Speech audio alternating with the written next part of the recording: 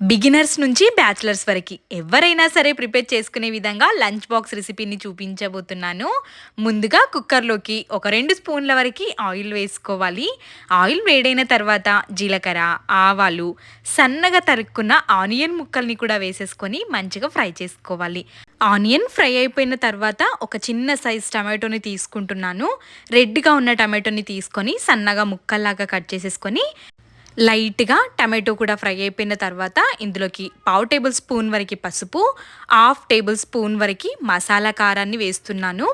రుచికి సరిపడా సాల్ట్ని కూడా వేసేసుకొని కరివేపాకు, కొత్తిమీర, పుదీనాని కూడా యాడ్ చేసేసుకొని మంచిగా ఒక్కసారి మిక్స్ చేసుకోవాలి. నేను ఇక్కడ మసాలా కారాన్ని యాడ్ చేసుకున్నాను. మసాలా కారం మీ దగ్గర లేనట్టయితే ధనియాల పొడి, గరం మసాలా 1/2 టేబుల్ స్పూన్ వరకు కారం వేసుకుంటే సరిపోతుంది. మిల్ మేకర్ పలావ్లోకి ఖచ్చితంగా మిల్ మేకర్ ఉండాల్సిందే కదా. ఇక్కడ నేను ముందుగానే ఒక 5 మినిట్స్ ముందు మిల్ మేకర్లని నానబెట్టుకొని తీసుకుంటున్నాను. వీటిని సోయాబీన్ అని కూడా అంటారు. ఒక గ్లాస్ వరకు నార్మల్ రైస్ని కూడా కడుక్కొని ఇందులోకి యాడ్ చేసుకుంటున్నాను. మీరు నార్మల్ రైస్కి బదులుగా బాస్మతి రైస్ని కూడా ఇదే విధంగా వేసుకొని పలావ్ని ప్రిపేర్ చేసుకోవచ్చు. మార్నింగ్ టైంలో ఏ హడావిడి లేకుండా ప్రిపేర్ చేసుకోవచ్చు. 1 గ్లాస్ బియ్యం తీసుకున్నాం కాబట్టి 2 గ్లాసుల వరకు వాటర్ని వేస్తున్నాను.